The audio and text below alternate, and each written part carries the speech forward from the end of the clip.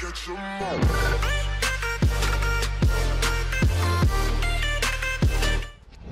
Hey guys, PokeDan here. Recently, we've been seeing a lot of new news for Pokemon Sword and Shield, and fair to say, we Pokemon fans are very excited for these new games. As well as all the fantastic gameplay that has been shown, the trailers have introduced new Pokemon to us. Pokemon that every fan out there will have an opinion on, and well, that's what we're here for today. In this video, you join me in ranking every new Pokemon from Sword and Shield. Well, every new Pokemon we've seen so far, as more are definitely going to be introduced in the games. Of course, there are many leaks out there online which seem credible due to information that has turned out to be correct.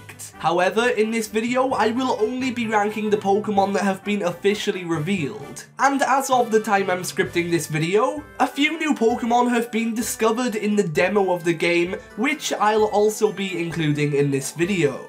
As always, this is just in my opinion, so be sure to let me know what you think down below in the comments section. But with all that being said, let's get started with the video. Kicking off this list are the 12th and 11th place Pokemon being Gossifleur and Eldegoss. Don't be fooled, just because these Pokemon are placed at the bottom of this list, it doesn't mean that I dislike them. Honestly, both Pokemon have incredible designs, and I feel like they'll work really well as grass types on your team. However, for me, I'm still adjusting to Gossifleur's design. I mean, I'm getting there with it, but its evolution is a Pokemon that I definitely prefer. Eldegoss looks so elegant, and when I first saw it and its design, I fell in love instantly due to its origins likely being based on dandelion cotton plants. I don't know if I got the name right there, but yeah, it's these plants. Living in the UK, I see these plants everywhere, and it feels so good to see such an elegant Pokemon be based on this flower. So yeah, they're both awesome new introductions to the franchise. Up next, we have the Pokemon Shield legendary Zamazenta. Despite its funky sounding name, this Pokemon has grown on me quite a lot. When I first saw it, I was a much bigger fan of Seein. However, I gotta say, Zamazenta is a Pokemon that's fast growing on me. And even though right now I'm leaning towards buying Pokemon Sword, if this Pokemon keeps growing on me, I could very much change my mind. When I first saw the logos for the new games, seeing the actual legendaries was just what I wanted. And now we've got them, I'm pleased to say that I'm not let down. Sword and Shield are introducing some impressive new Pokemon. And another one of them is the 9th place spot, Lulu. Ever since this Pokemon was revealed, it's found its way into many Pokemon fans' hearts. This new sheep Pokemon is fluffy and it's adorable, and even though I appreciate the cuddlier Pokemon out there, I have a feeling it's gonna have one badass evolution. Hey, I might be wrong, but even if I am, I still love Lulu. I imagine that this sheep-inspired pocket monster will be available early in the game to capture. And unless even more amazing Pokemon get announced, I might just end up with a Lulu on my in-game team. And I imagine a lot of you guys will use it as well. Up next is one of the Pokemon that was first seen in the demo of Pokemon Sword and Shield at E3, and it is Yampa. What is there to say? It's a Pokemon based on a Corgi, and being included in a region based on the UK, this was so fitting. I'm a lover of all types of dogs, and having seen many Corgis in real life, I'm very much looking forward to my experiences with this Pokemon. Yampa looks like it's got a lot of room to grow, so naturally an evolution is on the cards, and I just hope that it's gonna be a good looking Pokemon. I don't know, Yampa, it also gives me the Shinx vibe, so could it too have a badass evolution like Luxray? Only time will tell.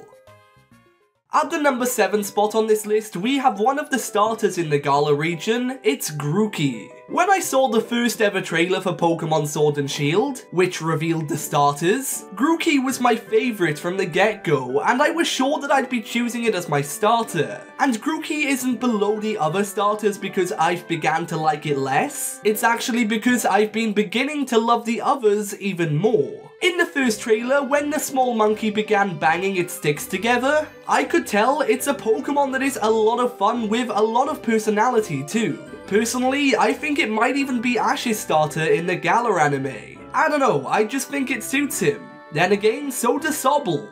Well, and Scorbunny too. I just don't know. Ben, any ideas? Only time will tell, my dude. Yeah, I mean, I suppose you're right, but either way, I cannot wait. Coming in at number 6, we have Dreadnought. When I first saw the reveal of this Pokemon, I could not predict what typing it would have at all. Dragon? Dark maybe? But when I found out its true typing of water and rock, I was okay with it. As well as having a pretty cool design, it looks like it has a lot of room for a strong evolution. Maybe I'm wrong.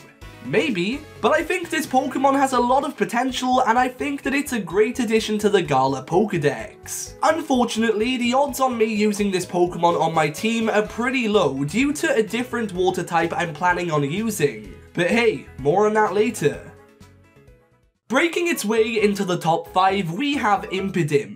As well as Yampa, this is another Pokemon that was revealed in the demo of Sword and Shield at E3 this year. And there are many reasons why I like this Pokemon. First of all, even though we have yet to receive official art for the Pokemon, Impidimp looks like it has a really cool design, and as well as that, it is the first Dark and Fairy type Pokemon to exist. So that gives Impidimp a bit of an edge about it. Finally, just the name alone, Impidimp, it's enough to put a smile on my face. So fair to say, it deserves to be at a high spot on this list.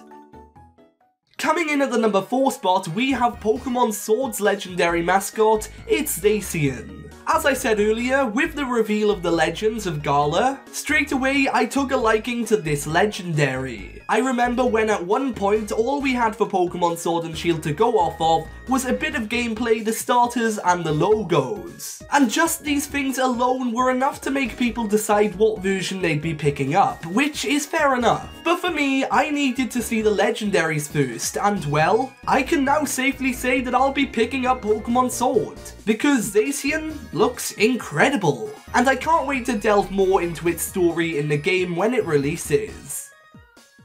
Burning up at number 3, we have Scorbunny. I must say that I personally believe that the starter trio for the Gala region is one of the stronger that exists, and that's even before seeing any of the final evolutions. When we were given the epic reveal of the Gala starters, Scorbunny was one of the starters that quickly amassed quite the fan following, and at first, I didn't see what everyone else saw in this fire type. However, over time, Scorbunny has grown on me substantially, and although I plan on not using it in my first playthrough of Sword and Shield, I'm still more than happy for everyone else to give this Pokemon a bit of love. It'll also be interesting to see which route Game Freak decides to go down on for this Pokemon's evolution. I mean, a lot of people are calling for it not to be a fire and fighting type, but depending on its design and origin, I'll personally back whatever typing makes sense the most. Anyway, Scorbunny is one hot Pokemon and I really adore this little cutie. The runner-up for my favourite Gala Pokemon so far is Korbinite. When I first saw the reveal of this Pokemon, I instantly loved it purely for the fact that it's based on a raven. As well as that, Korbinite has one slick design, and it reminded me of the flying bird-like model that we've seen in previous games. I have a feeling that Korbinite won't be a single-stage Pokemon, so I am of course looking forward to seeing what is to come of this potential evolution line. And even if it really is just Korbinite, that's still cool because this Pokemon looks like a true badass.